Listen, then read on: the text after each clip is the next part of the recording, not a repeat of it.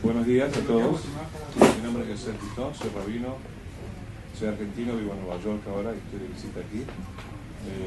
Publiqué un libro hace unos meses, el nombre en inglés es Awesome Creation, y se trata sobre, es una explicación sobre los tres primeros versículos de la Torah, los tres primeros versículos de la Torah.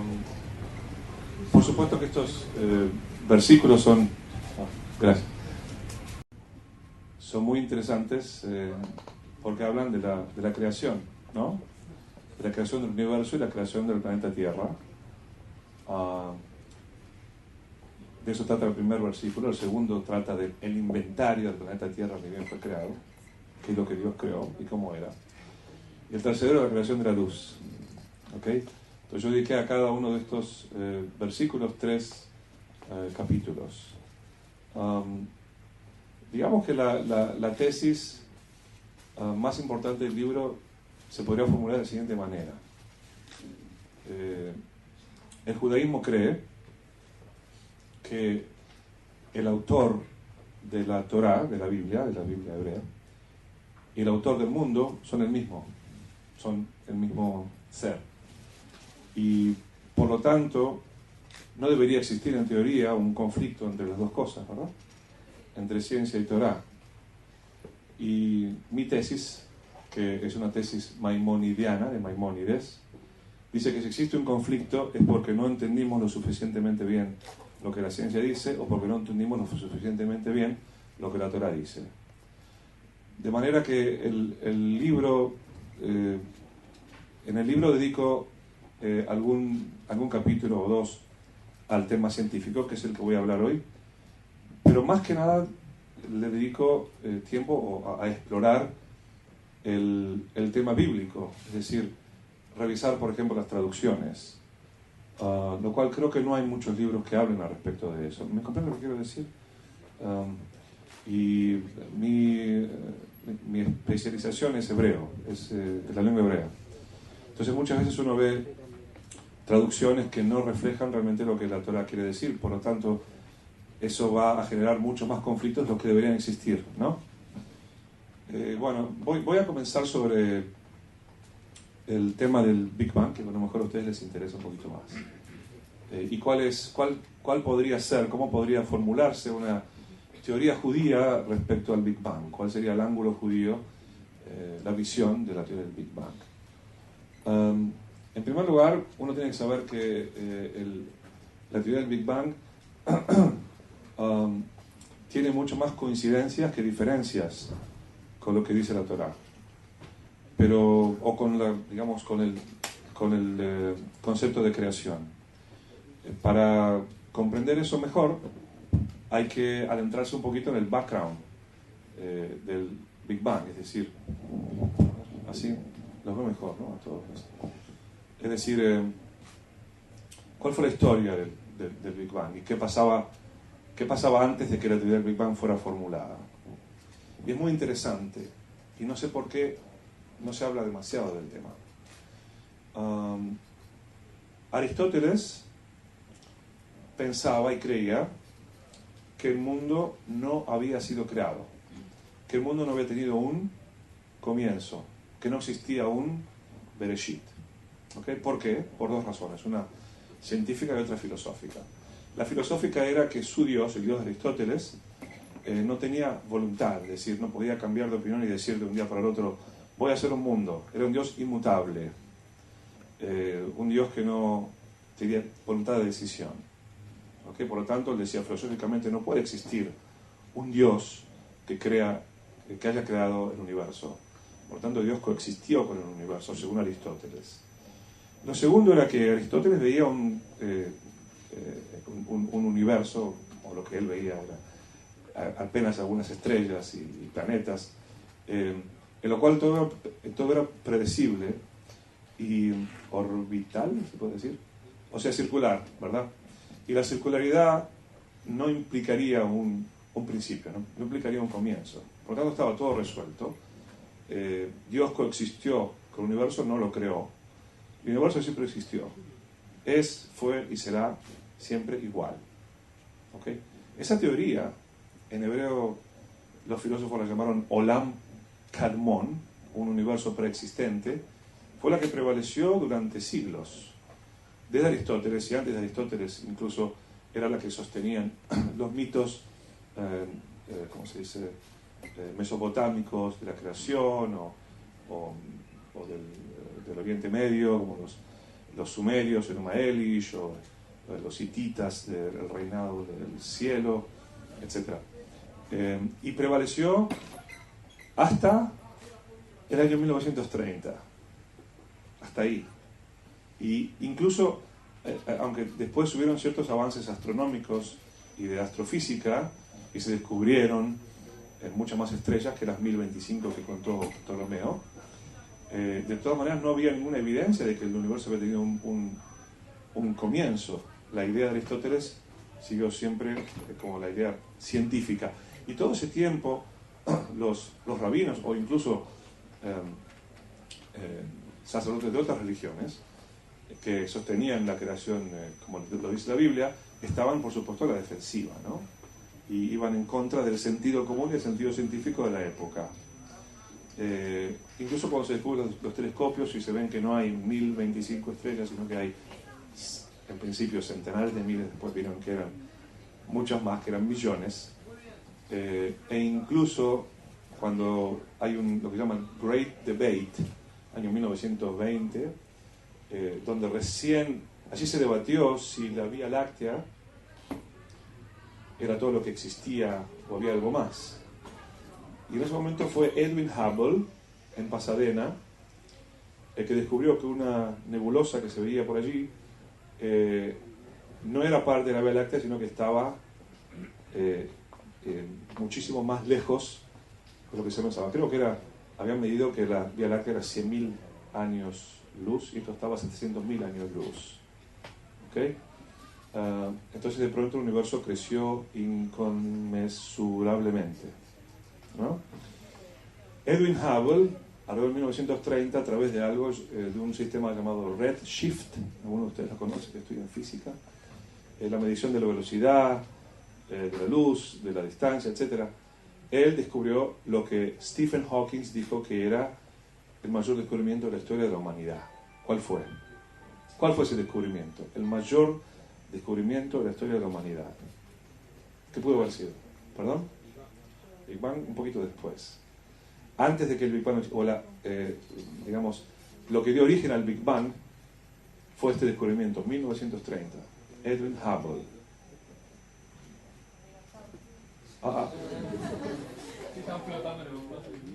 Ok. Lo que descubrió Hubble es que el universo está en expansión. La expansión del universo. De pronto midieron decenas de galaxias que se estaban alejando una de la otra. ¿Ok? Estaban alejándose una de la otra. La velocidad de las galaxias más alejadas era mayor a la de las más cercanas de un punto de referencia, y su movimiento no era circular, sino que era lineal. ¿Ok? Entonces se descubrió ahí que el universo se está expandiendo. ¿Ok? O sea, nunca se vio antes. O sea, todo lo que medimos fueron estrellas y después galaxias, pero nunca vimos que las galaxias se están alejando unas de las otras. De ahí, unos 20 años, un poquito menos de 20 años más tarde, George Gamow es el primero que formula la teoría del Big Bang. ¿Okay? Es muy sencillo. Volvemos la película para atrás, y si todas las galaxias en un momento se están alejando, quiere decir que en un momento estuvieron todas juntas, y George Gamow dijo que en un momento dado, al principio, todo fue una bola de fuego, más o menos del tamaño de una pelota de fútbol, una bola de fuego que explotó, y de allí se generó toda la materia, la energía, y hasta la vida y nosotros mismos, hasta la vida inteligente. ¿Okay? Esa es la teoría del Big Bang. ¿Se comprende? ¿Hasta aquí me siguieron? Resumo. Durante miles de años, la ciencia, la filosofía, la humanidad creyó que el mundo era eterno, que nunca había sido creado, que no había tenido un Bravo, que no había tenido un comienzo. 1930, la expansión del universo implica que volvemos la película para atrás y hubo un momento de principio, un comienzo, llamado Big Bang, no importa lo que llamado. Ahora bien, una información que quizás ustedes no tengan, o quizás sí, no sé. Los científicos seculares de ese entonces, que eran muchos, no se olviden que estamos hablando de un post-positivismo, ¿no? Una tremenda secularidad. Científicos, por ejemplo, como Albert Einstein o Eddington, ustedes piensan que estaban a favor, porque siempre hay interpretación, ¿no?, de los hechos elementos científicos. ¿A favor o en contra del Big Bang? ¿Qué dicen ustedes? Totalmente en contra. ¿Por qué? ¿Quién crea la religión? Oh, no, completamente al revés. No, escúchenme, no. Entonces tengo que explicarles bien porque estoy diciendo algo nuevo. Entiendo, me doy cuenta que estoy diciendo algo nuevo, ¿ok? Que no conocen. Miren bien. Dijo Stephen Hawking: los científicos seculares siempre estuvieron muy contentos con la idea de un mundo eterno. ¿Por qué? Porque un mundo eterno no implica un principio, no implica una creación, y por lo tanto podemos dejar de lado a un creador. Dejamos de lado a Dios. De pronto, cuando se percatan o se dan cuenta o descubren la expansión del universo, tienen que explicar de dónde salió esa expansión. Los científicos seculares estaban completamente en contra de los datos que estaban viendo, o furiosos con esos datos que estaban viendo, y rechazaban la idea de un Big Bang. Lo consideraban, y I'm quoting, como si se voy a citar, lo consideraban que el Big Bang era religión disfrazada de ciencia, ¿ok? Lejos de que sea lo contrario. El régimen soviético persiguió a científicos soviéticos en ese entonces, en 1940 y pico, que sostenían o apoyaban la teoría del Big Bang porque la creían que estaba en contra de las doctrinas comunistas. ¿Ok? Durante decenas de años, digamos 10, 20 años quizás, hubo un romance entre religión y Big Bang, porque ambos sostenían un principio. El Papa Pío II en 1952 hizo una gran disertación en el Vaticano y una presentación donde decía que el Big Bang es la mayor evidencia científica de la existencia de Dios. Pues significa que alguien hizo explotar eso. No, entiendan bien. Después de miles de años de pensar que hay un universo eterno y que no tuvo un comienzo, de pronto la ciencia se acerca a la primera palabra bíblica que dice Bereshit, en un principio. ¿Ok? Ahí hay un campo en común enorme. Las diferencias las vamos a ver ahora. ¿Hasta aquí me siguieron? ¿Alguna pregunta hasta aquí? Ok. Por cuestiones filosóficas, más que científicas, todo esto es el primer capítulo de mi libro, ¿no? O ideológicas, más que científicas, muchos científicos rechazaban el Big Bang, así como les expliqué recién, porque no iba con su ideología secular. ¿Y cuál fue la estrategia para marcar la diferencia y una barrera entre una cosa y otra? ¿Cuál fue la estrategia? La estrategia yo la ilustro con una disertación del profesor Stephen Hawking en Cambridge. Está en el libro Agujeros Negros y otras historias. Es el mismo autor de La historia del tiempo, ¿no? Ahí está, se llama El origen del tiempo. La pueden encontrar en inglés online. Y la disertación que la copio aquí dice más o menos así. Se lo voy a decir muy sucintamente, muy resumidamente. Hawking dice: habían dos ideas respecto al origen del mundo. Una que decía, la de Aristóteles, que decía que el mundo nunca había tenido un comienzo, nunca había sido creado, que el mundo era eterno. Y otra, atención porque voy a introducir las palabras que introduce Hawking. Y otra que dice que el mundo fue creado hace 5.000 años atrás. ¿Cuál es el problema aquí? ¿Qué es lo que agrega Hawking que no contribuye al entendimiento de estas dos ideas? Una implica un comienzo y la otra dice que no. 5.000 años atrás. Es un agregado que no contribuye en nada, o sea que marca una diferencia entre las dos. Si yo lo hubiera tenido que definir, hubiera dicho dos ideas. Una que dijo que el mundo fue eterno y otra que dice que el mundo fue creado, que tuvo un comienzo. El tema del tiempo es un tema que, en mi opinión, ha sido o es utilizado simplemente para establecer una diferencia, una línea, una barrera presuntamente infranqueable o irreducible entre las dos concepciones y evitar las coincidencias entre una y otra. Cito bastantes científicos que explican algo muy parecido, ¿no? El tema del tiempo, si tengo tiempo, se lo voy a explicar cuando termino este capítulo, digamos, que es muy sencillo de entender, si uno quiere entenderlo. La diferencia del tiempo, muy sencillo de entender.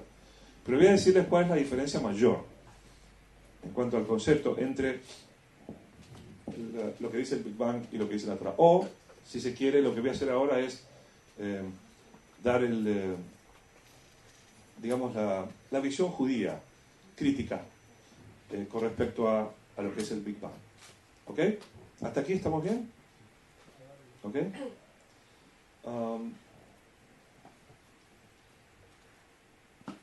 Voy a ir 800 y pico años atrás hasta Maimónides.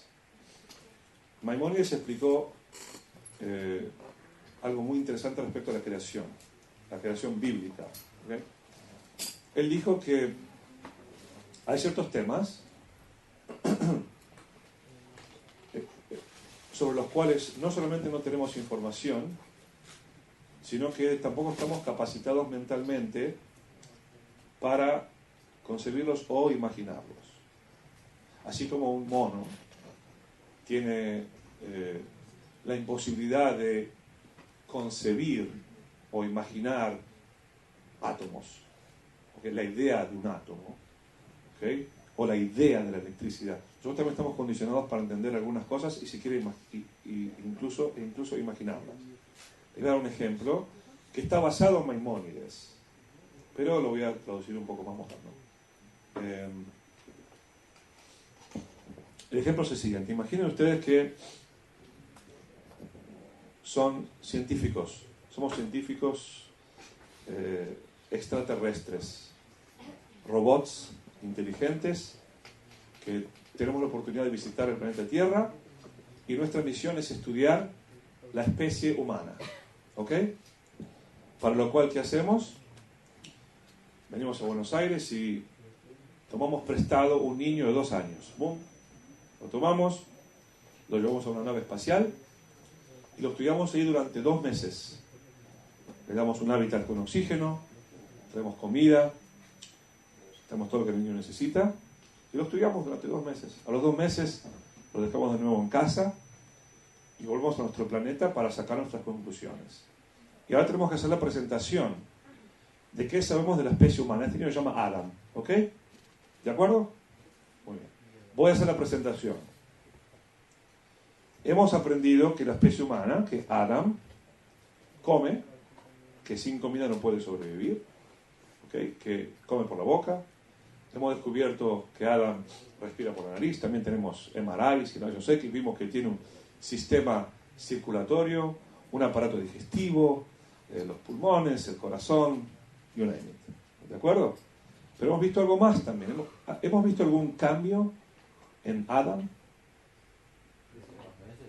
Sí, en 2 meses, a los 2 años. Creció 1 centímetro. ¿Ok? Entonces ahora tenemos que hacer las proyecciones de lo que nosotros sabemos de Adam, ¿verdad? ¿Alguien me quiere ayudar?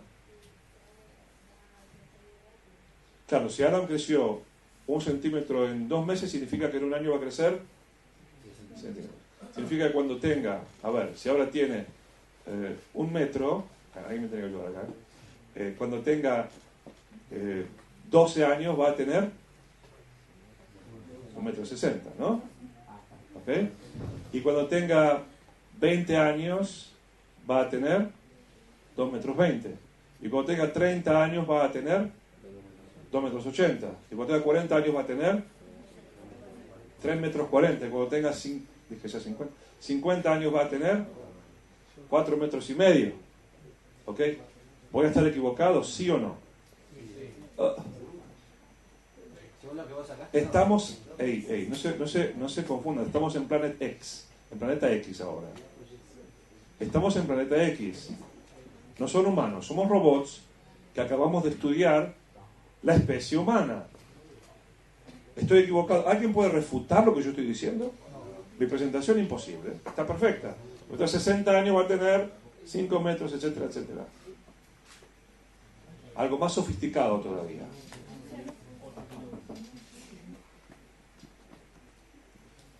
Algo más sofisticado. Vamos a extrapolar. Ahora voy a hablar sobre otro tema de Adam. Voy a presentar mi teoría de cómo Adam nació. ¿Cuál fue el origen de Adam? ¿Alguien me puede ayudar? Bueno, si su cambio fue que se expandió 1 centímetro en 2 meses, significa que 2 meses atrás era más chiquito, más chiquito, más chiquito. Adam llegó a ser de este tamaño y Adam llegó a ser de este tamaño. ¿Ok? Es más, Adam llegó a ser de este tamaño y en un momento dado llegó a ser de este tamaño. Y ahora necesitamos todos juntos tratar de analizar cómo funcionaba el organismo de Adam en esta densidad o en esta altura, ¿verdad? Y tenemos que también explicar algo más, que es cómo funcionaba Adam cuando era así chiquito. ¿Ok? Y cómo funcionaba Adam cuando era así, casi como un punto. Y esto va a ser una singularidad que solamente va a ser posible explicarla de acuerdo a la física cuántica. No sé si existe la biología cuántica, creo que no. Pues la física cuántica, solo esto, solo la física cuántica puede explicar. Y ahí ya no voy a poder explicar más de dónde nació esta, no un átomo, pero esta célula, este Adam monocelular o algo así, que de pronto se empezó a expandir y crecer, hasta que llegó a crecer como lo conocimos nosotros y después siguió creciendo. ¿Me siguieron? Según Maimónides, y estoy tomando un concepto de hace 800 años, así vemos los judíos la teoría del Big Bang. ¿Me comprendieron bien? ¿Qué es lo que les falta a los científicos del planeta X?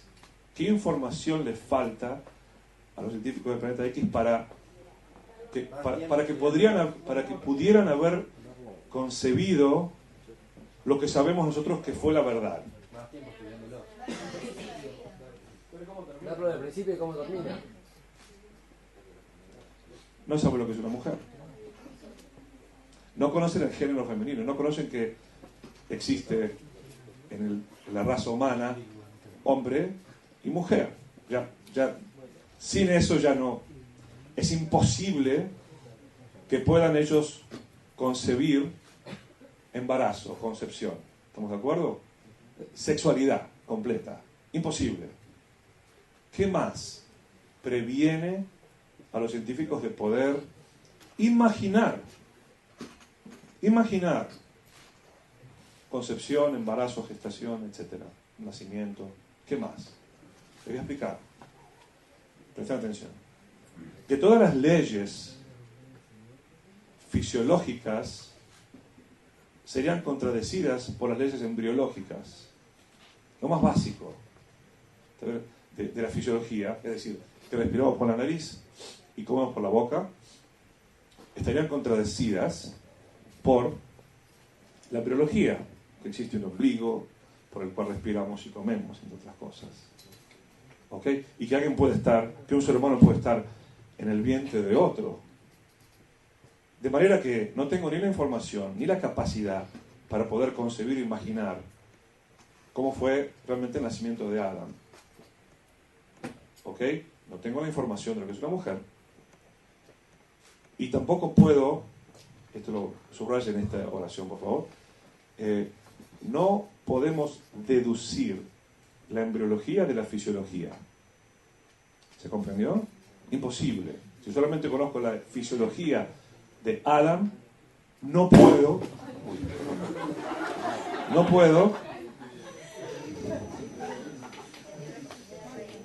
deducir la embriología de Adam.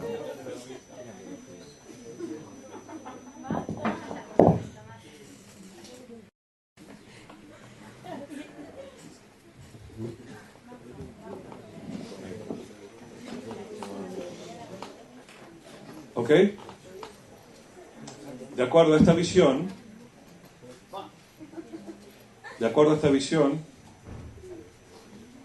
todo lo que representa el Big Bang, de acuerdo a esta visión, todo lo que representa al Big Bang, lo que representa el Big Bang es una teoría que está basada en datos muy, ¿cómo se dice? Muy parciales. Es decir, escuchen bien, lo voy a explicar mejor. Si yo sostengo la creación del mundo desde la postura, de la posición de que la creación del mundo existió, ¿ok? El Big Bang es simplemente una proyección, extrapolación de los elementos que se ven, particularmente la expansión del universo, nada más. Vuelvo para atrás, entonces, igual que Adam, ¿vieron? Primero fue una bola de fútbol, después fue una bola de béisbol, después fue una pelotita de ping-pong y ahora es un átomo, ¿verdad? Dicen que lo primero fue un átomo con ultra, super densidad, singularidad, física cuántica, lo que ustedes quieran. Y que de ahí surgió todo. Pero para una visión judía que cree en la creación, falta el elemento Dios, paralelo a mujer, ¿ok? Y todas las leyes embriológicas de la creación del universo, si existió Dios desde esta postura, no son conocidas ni consideradas en la formulación de la embriología del cosmos. ¿Queda claro? Queda claro que no estoy diciendo o criticando el Big Bang, estoy exponiendo cuál es la visión judía desde la Torá sobre el Big Bang. A mí, como creyente, en la Torá, el Big Bang no me resulta ningún dolor de cabeza. ¿Ok? ¿Se entendió? Muy bien. Esa es la gran diferencia que hay. La diferencia no es el tiempo, lo voy a explicar ahora. El tiempo pienso que es una excusa, más bien.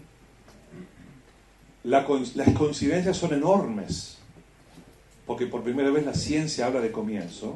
Hay algunos científicos que incluso así no están conformes. Stephen Hawking, Carl Sagan, ellos hablan del Big Crunch, ¿ok? ¿Por qué hablan del Big Crunch? O sea, Big Bang, Big Crunch. Porque sería algo lo más parecido a lo circular y lo eterno. Volveríamos de nuevo a la eternidad del universo sin necesidad de un punto de partida. Pero, muy bien, pero ninguna evidencia científica de un Big Crunch. Es una hipótesis que responde solamente a una necesidad teológica o biológica, nada más. No es que después de expandirse se va a encontrar todo. No hay ninguna evidencia, por eso digo, fíjate, ¿quiénes sostienen eso? Bueno, yo te voy a invitar a que leas el libro para tenerme, no puedo decirlo todo aquí. ¿Ok? No hay ninguna evidencia, lo que estamos viendo, y de nuevo, mira bien, yo di un ejemplo recién de 2 meses, ¿verdad? ¿Y cómo extrapolamos, proyectamos de 2 meses a 50 años o a 60 años? Bueno, ¿cuánto hace que estamos viendo el cosmos? ¿Cuánto hace que estamos viendo con telescopios, digamos, de verdad? Que conocemos el universo y ahora pensamos que conocemos que hay, no sé cómo, 200 billones de galaxias, de cada una tiene 200 billones de estrellas y un número desconocido de planetas, cada estrella, etcétera, etcétera. Y no sabemos qué más hay, qué va a pasar después, dentro de 50 años, cuando veamos más allá de lo que estamos viendo hoy. ¿Verdad? ¿Perdón? Bien desde el siglo pasado. Bien desde el 1930 y empezamos a ver que había algo más que nuestra galaxia. Yo cito acá un artículo de Obardi que habla sobre los horizontes del universo. Es muy interesante, pero no tengo tiempo para decirlo ahora. El horizonte no sé hasta dónde uno ve, pero si supuestamente es infinito, si uno se mueve va a ver más lejos. Ok, pero si existe un horizonte del universo que Obardi y otros científicos lo dicen, hay cierta información más allá de su universo, imaginemos que es un universo circular, que hoy no la podemos ver, y quizás esa información contenga datos sin los cuales no podemos presentar una teoría física distinta a la que conocemos hoy. Entonces, no sabemos lo que va a pasar en 50 años, ¿ok? Pero hemos observado el universo por 100 años, y lo proyectamos ¿por cuánto? Por millones y billones de años para adelante, para atrás, etc. Es decir, es mucho más audaz, estoy usando un eufemismo, que la proyección desde 2 meses de Adán a 50 años de Adán. ¿Ok? Voy al tema del tiempo si les interesa. ¿Sí? ¿Alguna pregunta hasta aquí? Sí. Me parece que hay algo que confirma mucho más todavía esto, es decir, ¿quién creó esa parte infinitesimal de materia que dio origen al universo? A mí me parece que todavía hay algo más terrible, es saber cuál es la dimensión del infinito que vemos ahora. O sea, la expansión parece indefinida. ¿Hacia dónde? ¿Quién creó ese espacio? Si me preguntan a mí, yo creo que fue Dios, claro. Por eso, hay un problema con... La ciencia todavía no habló del tema. No, la ciencia no puede hablar del tema de Dios, no sería ciencia. Del tema de la expansión. Oh, sí, habló del tema de la expansión. No, ¿hasta dónde? ¿Cuál es el límite? Sí. Bueno, sabemos hasta dónde vemos. Se supone que Dios es todo, Dios es el universo, ¿no? Eso es una interpretación spinoziana, panteísta, que Dios es todo. Los judíos no creemos que Dios es todo. Dios es inmanente y también trascendente. No creemos que es solamente inmanente el universo. ¿Comprende lo que digo? ¿Okay? Entonces Dios es todo es un poco inexacto, digamos. Como que está en todo. Creó todo, pero está más allá de todo, quizás en otra dimensión. Pero de nuevo, estamos hablando de nuestra mente humana, ¿no? Ok, voy a continuar con el tema del tiempo. Y después voy a dejar 10 minutos para preguntas, si las hay. ¿Okay? ¿Tienen preguntas? ¿Sí? Las puedo dejar para... ¿Cómo se resuelve el tema del tiempo? ¿Cómo resolvemos la diferencia entre 15.000 millones de años y 5.733 años? ¿Alguna idea? Ok, de nuevo. No tengo la pretensión de convencerlos, esto no es una charla misionera. Lo que sí es que quiero explicarles desde esta posición judía, creyente, cómo se entiende lo que dice la ciencia. ¿Entendieron mi misión? ¿Cómo se dice? Mi misión. Esta es mi misión. ¿De acuerdo? ¿Cómo se entiende desde aquí? ¿Cómo se entiende desde los 5.773 que se hablan de 15.000 millones de años? Muy sencillo. Pero muy fácil. Les voy a decir una idea judía, ¿no? Ahora, para que una idea sea judía, ¿qué hace falta que contenga? Una fuente hebrea, una fuente bíblica o rabínica. Entonces voy a basar mi idea en una fuente bíblica. ¿Okay? La Torah dice, cuando Dios creó los árboles, que los creó etz peri o se peri leminó, que en todas las traducciones dice que Dios creó los árboles ya dando sus frutos. Y este fue el modelo que tomaron los rabinos del Talmud, prácticamente 2000 años atrás, para explicar la condición en la cual fue creada la creación, orgánica e inorgánica. ¿Qué significa que los árboles estaban cargados con sus frutas? ¿Qué significa? Tenían semillas. Muy bien. Que son iguales a lo que son ahora, muy bien. Y que Dios no creó la semilla, creó el árbol, que es una palabrita, maduro, en su madurez. O sea, según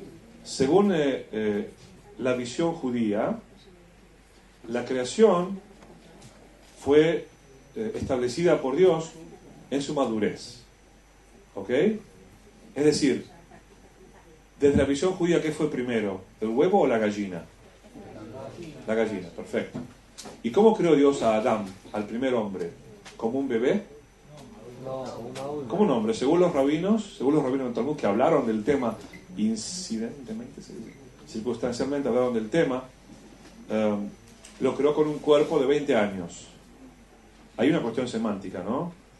¿Adán tenía 20 años cuando fue creado o se veía como 20 años cuando fue creado? Es semántica, es un juego. Ok, ahora, ¿Me pueden acompañar al túnel del tiempo, por favor? Vamos con el túnel del tiempo. Y estamos llegando, yo sé, pero ustedes no. Yo sé que hace 5 minutos fue creado Adam Arishon, el primer hombre. ¿Ok? Muy bien. Ustedes lo ven. Y ahora su misión es establecer la edad de Adam Arishon. Ustedes solo ven lo que están viendo, a este joven. ¿Alguien diría que este joven tiene 5 años de edad? No. ¿Qué dirían? ¿Que tiene? 20 años. ¿Estarían equivocados? Desde mi punto de vista. Yo sé que fue creado hace 5 minutos. Vamos a jugar con esta hipótesis. Fue creado hace 5 minutos. Ustedes vienen en el túnel de tiempo y lo ven. Y la misión de ustedes es analizar, establecer la edad aproximada de Adán. Ustedes no pueden decir 5 minutos, jamás lo dirían. Tendrían que decir, necesariamente tendrían que decir entre 18 y 22 años, más o menos. Lo mismo pasaría con el árbol, con sus frutas. Lo mismo pasaría con la gallina. No sé cuánto tiempo le llevó a una gallina llegar a ser gallina, pero si todo fue creado en su plenitud, no fue el huevo, fue la gallina.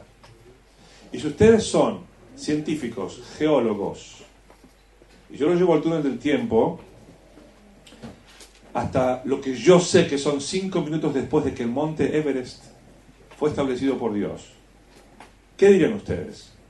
¿Alguien podría decir 5 minutos? ¿Alguien podría decir así? ¿Qué podrían decir? ¿Cuánto establecerían? ¿Cómo establecerían la edad del monte Everest? Bueno, me dirán lo que ustedes conocen hoy, los plate tectonics, ¿cómo se dice? Placas tectónicas. ¿Ok? Los movimientos volcánicos, etcétera, sísmicos, ¿verdad? Entonces les llevaría, calculando que 1 minuto por año, etcétera, etcétera, hacemos como el juego de Adam. Entonces le tuvo que haber llevado a esta montaña 60 millones de años para llegar a donde está. Entonces la montaña tiene 60 millones de años. ¿Estarían equivocados? ¿Podrían en algún momento decir 5 minutos? No. Es decir, este es el argumento más elemental. Si la creación ocurrió, como lo dice el texto bíblico y rabínico,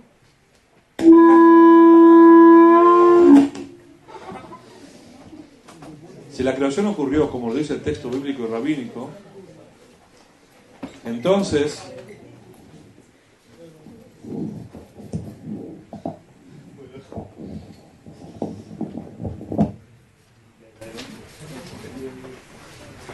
si la creación ocurrió, como lo dice el texto bíblico y rabínico, entonces no solamente es posible que se encuentre una contradicción, sino que es necesario que haya una divergencia de las edades, ¿verdad? Sería imposible que las dos edades coincidieran. Si la creación ocurrió, como lo dice la Torá, como lo dicen los jajamim, los rabinos. Necesariamente el acto de creación ex nihilo, según explicado desde las fuentes judías, implica que yo vea 2 edades divergentes simultáneas. Por lo tanto, desde mi postura, que creo en la creación, como dijeron los rabinos, no me significa ningún conflicto que digan 15.000 millones de años, 20.000, you name it, no importa. Es irrelevante, ¿ok? ¿Por qué? Porque no se considera y no pueden considerar dentro de la ecuación los científicos el acto de creación. O sea, escúcheme, lo que quiero decir es lo siguiente: si mi punto de partida, cuando mi punto de partida es este, y yo tengo que explicar 15.000 millones de años, cómo lo veo en el texto bíblico, es muy difícil. Es verdad, el texto bíblico no va a decir 15.000 millones de años, no lo dice. Entonces lo que hace Hawkins es, no dice 15.000 millones de años, eso no es ciencia, es mitología, ¿ok? Pero si mi punto de partida es este, y yo creo en la creación según lo que dijeron los sabios, tus 15.000 millones de años son simplemente lo que calculas sin haber tomado en cuenta el acto de creación, que según mis fuentes, un acto de creación maduro. La creación fue creada en su estado de madurez, en su estado de plenitud. Por lo tanto, no todos, pero muchos conflictos desaparecen por completo, por lo menos en el tema de la edad. ¿Ok? Ok, si hay preguntas me gustaría escucharlas. Sí. Vos hablaste de los tres primeros capítulos de Bereshit. ¿Cómo, en cuanto a las traducciones, el Tohu Vabohu, ¿cómo lo traducirías? Es una pregunta muy ¿Cuál interesante. sería la mejor traducción? Y si eso sería parte, a partir, porque el tercer paso termina con la creación de la luz, y si ahí sería la creación del universo que nosotros creemos a partir del Big Bang, y el anterior sería el Olam Kadmon, o... Bueno, la pregunta a mí me fascina, pero no sé si todos tienen los conocimientos, no conozco cuánto ustedes saben al respecto. Y si no, les doy algún pequeño background, ¿está bien? ¿Ok? Entonces digamos que el primer versículo de la Torah dice: en el principio Dios creó los cielos y la tierra. ¿Ok? Así dice. Lo cual significa, según las fuentes judías, que esto fue un acto de creación. La creación del universo y particularmente del planeta Tierra, que está visto desde el punto de vista judío como algo muy, muy especial. ¿Ok? No quiere decir que todo el universo sea geocéntrico desde el punto de vista judío, pero sí que es lo que particularmente la Torah se va a referir, ¿okay? Está separado. Está Shamayim Betares, el universo, y la tierra. Muy bien. El segundo versículo dice cómo era la tierra cuando ni bien fue creada. Entonces, la tierra era todo Vabohu, voy a dejarlo ahí en puntos suspensivos, y oscuridad sobre la faz del abismo, etc. Y Ruach Elohim soplando sobre las aguas. ¿Ok? Oscuridad y agua, lo conocemos, las demás cosas no las traduce a propósito. Y después el tercer versículo dice: y Dios dijo que sea la luz y fue la luz. Bueno, en mi libro yo tengo 2 capítulos que hablan un poquito de ciencia, y todo lo demás prácticamente que lo dedico a una revisión de las traducciones y de la traducción convencional, que la verdad que la reviso bastante. ¿En qué me baso para revisar las traducciones? Y lo que encontré es lo siguiente: encontré que se han filtrado en traducciones al castellano, al inglés, a otros idiomas, al portugués. Estuve hace poco en San Pablo y vi lo mismo. Se han filtrado ideas aristotélicas. ¿Okay? Recientemente, por ejemplo, cuando traducen, en las nuevas traducciones dicen algunas: en el principio de Dios crear los cielos y la tierra, lo cual es una aberración castellana también, desde el punto de vista idiomático, y también hebrea, que no tiene nada que ver con lo que dice la Torá, ¿no? Dice: en el principio, cuando Dios creó los cielos y la tierra, y Dios creó la luz, el mundo estaba oscuro y Dios creó la luz, como si fuera que la primera cosa que Dios creó fue la luz, lo cual no es lo que dice la Gemara, ni los rabinos, ni el mainstream, como se dice, ni la opinión oficial judía, no dice así. Es una idea aristotélica, un mundo que no fue creado, un mundo que preexistió. También encontré ideas platónicas, por ejemplo, Tohu Vabohu. Tohu Vabohu, según la traducción aramea, yo dije, preguntando si no contesté, ¿cuáles son las referencias, los criterios para tener una traducción hebrea precisa? En primer lugar, 2. Para comenzar, 2. Hay una traducción oficial judía, que es el Targum Onkelos, la traducción al arameo hecha en el año 100 más o menos. Es la traducción oficial de la Biblia, es decir, cómo los judíos entendemos la Torá desde otro idioma. ¿Okay? Y aparte hay un libro fabuloso llamado Concordancia a la Tanaj, que es un libro que registra todas las veces que una palabra aparece en el texto bíblico. Entonces, por comparación, podemos ver qué significa la palabra, porque muchas veces está en oposición a otra idea, ¿no? La palabra Tohu, por ejemplo, se encuentra en oposición a la Shevet, a habitar. Lo Tohu Bera'á, la Shevet Yetzará. ¿Ok? Entonces, la palabra Tohu, para hacerlo cortito, acá lo explico más, ¿no? Pero para hacerlo corto, la palabra Tohu no significa caos, significa desolación. Según el Targum Yonatán, significa la tierra no era caótica y no sé qué más dice ahí, waste, sino que era desolada y deshabitada. Según el Targum Yonatán, no había. Esto significa no había vida humana ni vida animal. lo que quiere decir que el mundo fue creado sin vida. No contenía vida. Lo primero que el versículo explica, que la Torá, que el texto bíblico explica es: Dios creó el mundo y no creó la vida todavía. La vida va a aparecer después. Es más, cuando uno empieza a revisar el texto bíblico, sí las traducciones no ayudan, al contrario. Uno se da cuenta que hay una progresión en la creación. Es espectacular. O sea, el concepto evolución parece que fue copiado del texto bíblico, porque primero está lo inorgánico, las primeras fuentes de energía, la luz, el viento, el agua. Con estos tres elementos en el segundo día se crea el sistema climático, la atmósfera, sin lo cual no podría existir la renovación del agua. Segundo día, la renovación del agua dulce, fresh water, ¿cómo se dice? Se dice agua dulce. Del agua dulce, esencial para la vida animal, ¿ok? Luego aparece el tercer día aparece la tierra seca, por los continentes por primera vez. Muy parecido a lo que la ciencia, los geólogos dicen con respecto a Pantalasa. ¿Se acuerdan Pantalasa? Que es, ellos decían que el mundo al principio fue todo agua. La ciencia no tiene ninguna idea de cómo explicar la existencia o la presencia del agua de océanos en la Tierra. Dicen cometas, pero es una idea, una teoría que no tiene sustentación ni evidencia científica. Por lo que vemos en la geología, no hay evidencia de millones y millones de meteoritos aquí. Y luego surgen los vegetales. ¿Okay? Tercer día. Cuarto día es más complicado. Tengo 2 capítulos para explicar el cuarto día, porque aparentemente es la creación del sol, pero según las fuentes judías no lo es. Entonces, ¿qué pasó ahí? Bueno, léanlo. Y recién después, en el quinto día, comienza a aparecer la vida. Que la vida Dios la creó a partir de la vida animal.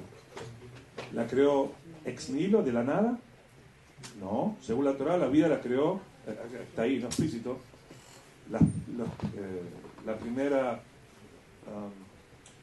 primeros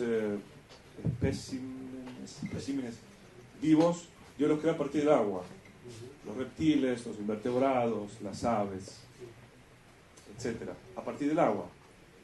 Y en el sexto día, a partir de la tierra, Dios crea los mamíferos, y al final de la creación, el hombre. Ahí después la mujer. Sí, como interesante, como 2 creaciones distintas, como dos especies. Como 2 especies. Increíble. ¿Me comprendo lo que dije entonces? Eso recién se comprende más cuando uno entiende lo que es Tohu Vabohu. Por lo tanto, si la culminación de la creación fue la vida, se entiende que diga, en un principio la tierra no tenía vida. Voy a terminar, un segundo más. Ahora, ¿por qué dice caos? Simplemente porque de alguna forma se filtró una concepción platónica. ¿Ok? Aristóteles decía que el mundo había sido eterno, ¿verdad? La Torá dice que el mundo fue creado por Dios ex nihilo, a partir de la nada. Platón decía que la materia prima existió siempre, y Dios, pero en un estado caótico, y Dios la llevó del caos al orden. No es una concepción judía. El mundo, según la Torá, no fue creado como un caos. Fue creado sin vida, que es completamente diferente. Es una cuestión biológica, no física, ni Sería más química. parecido al Popol Vuh de los pueblos. No, para nada, no. Absolutamente para nada. Lo he visto. No sé si ustedes conocen Mircea Eliade, ¿lo conocen? Él tiene un libro llamado Mitos de la Creación, que contiene todos los mitos. Y la Torá se diferencia de todos aquellos. De los mayas, aztecas, indios, chinos, egipcios, mesopotámicos, etc. Me comprendo que dije, Tohu Vabohu significa deshabitado, sin vida, desolado, pero no caos. Respecto de la creación del hombre y de la mujer, ¿es posible que en el mismo relato bíblico haya más de una versión dentro del mismo relato? Sí, Sí. claro, es una cuestión de literatura. Entonces, en uno es que la mujer es creada después y en otro es que han sido creados ambos al mismo tiempo, ¿puede ser? No, ¿No? ¿Cómo es? lo voy a explicar. Escuchen bien. A ver.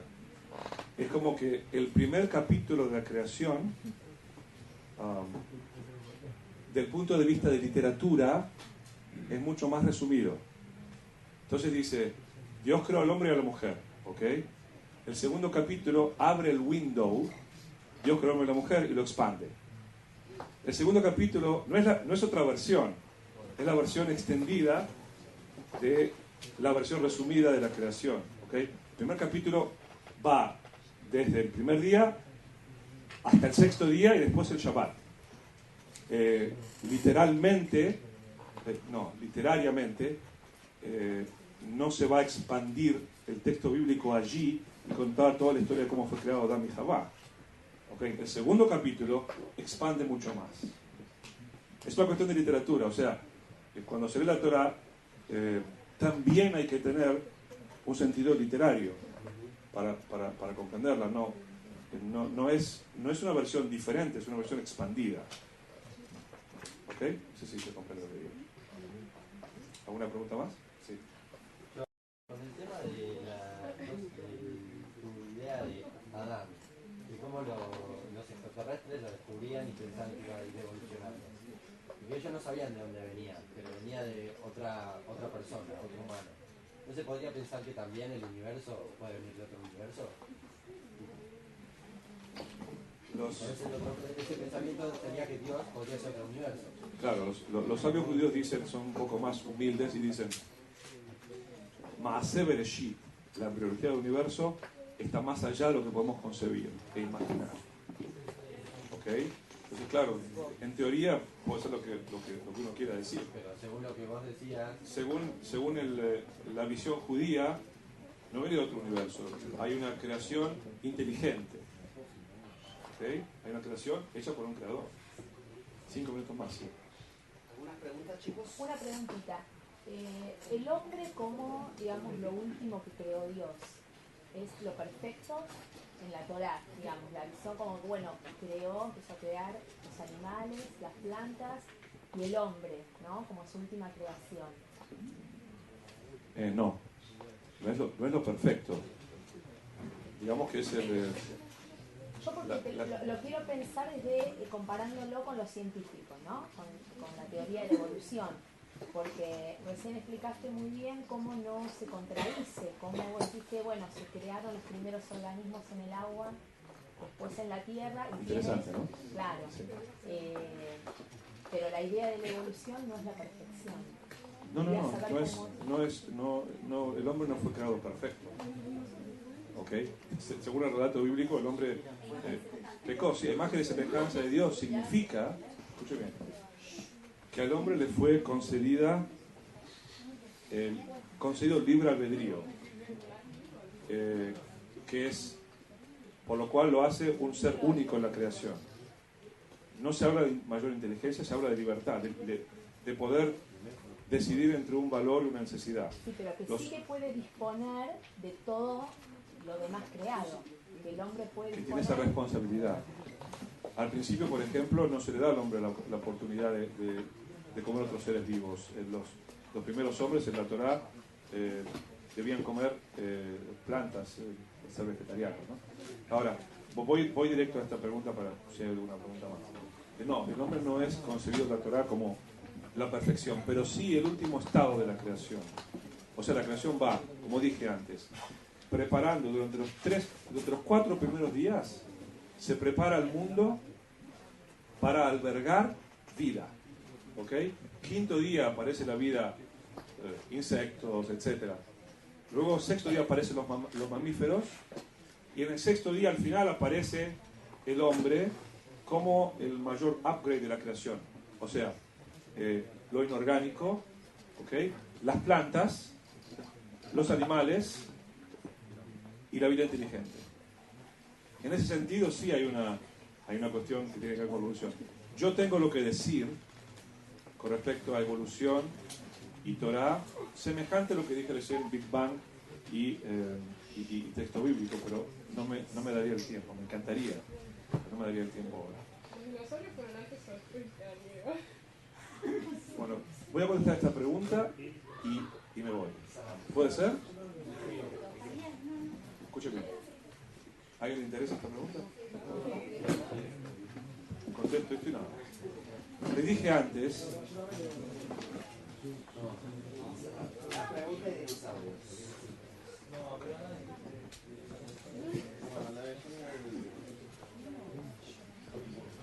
Antes les dije que había encontrado que las traducciones se filtraron ideas aristotélicas, ideas platónicas, ideas cristianas también, ¿ok? En traducciones judías, como Ruach Elohim, por ejemplo, Espíritu de Dios, que eso no significa Espíritu de Dios, significa un viento guiado por Dios. Nosotros los judíos no creemos en el Espíritu de Dios. En el cristianismo sí. Existe la Trinidad, que es el Padre, el Hijo, el Espíritu, ¿ok? Que se concibe a partir de esa traducción, ¿ok? Pero para la traducción judía, para un Keluz, como dije recién, o para Radak, etc., ese Ruach Elohim es un viento guiado por Dios, pues. Y también en mitología, en las traducciones. No tengo mejor ejemplo que dos palabritas que les voy a decir ahora, que ustedes las pueden cotejar después, en el Pasuk, en el versículo 21 del primer capítulo de Bereshit. Dice: Vaibra Elohim et Taninim Agedolim. Y Dios creó los grandes Taninim. Todas las traducciones que yo conozco dicen así, dicen monstruos marinos, seres acuáticos, gigantes acuáticos o algo por el estilo, que son ideas completamente mitológicas, completamente. ¿Cómo se dice monstruo en hebreo? No en hebreo moderno, en hebreo bíblico, ¿cómo se dice? Si nadie sabe, lo felicito, porque no existe la palabra monstruo. No creemos en monstruos, no existe la palabra monstruo. ¿Okay? ¿Qué significa Taninim Gedolim? ¿Cómo podemos saber qué significa Taninim Gedolim? La palabra Tanin la vamos a ver a través de la concordancia en todas las partes que aparecen. Se lo voy a hacer muy rápido, porque tengo 2 minutos nada más. Tanin aparece definiendo a serpientes, aparece definiendo víboras, como cuando Moshe tira, etc. Aparece definiendo a reptiles y cocodrilos. ¿Okay? Una vez está como cocodrilo, cuando lo comparan con pargó. ¿Okay? ¿Qué palabra en castellano les resultaría a ustedes que puede incluir a todos estos seres vivos? Reptiles. Entonces, Taninim significa ¿qué? Reptiles. ¿Y Gedolim qué significa? Grandes reptiles. Momento. ¿Alguien sabe lo que significa la palabra dinosaurios en griego? ¿Qué es dino? Dino, grandes. Y saurus, reptiles. 1780 fue acuñada la palabra dinosaurios. 1780. La Torá, la Biblia, es la primera, es el libro más antiguo que registra la existencia de los grandes reptiles antes de que el hombre fuera creado. ¿Cuándo lo dice? Ahí está, Pasuk 21. No, escuchá. Está registrada la existencia de la creación de los grandes reptiles. Por supuesto, yo no escribiría dinosaurios, pero sí grandes reptiles. Sin embargo, las traducciones la han hecho mitológica. Lo han mitologizado después. Han mitologizado el texto bíblico. Es una aberración. ¿Okay? Pero cuando uno ve, entonces dije, cuando encontramos una contradicción entre el texto bíblico y la ciencia, si yo creo que el autor es el mismo, entonces o hay un problema aquí, que no lo hemos investigado suficientemente en la ciencia, o hay un problema en nuestro entendimiento de la Torá, que no lo hemos entendido como corresponde. Muchísimas gracias a todos.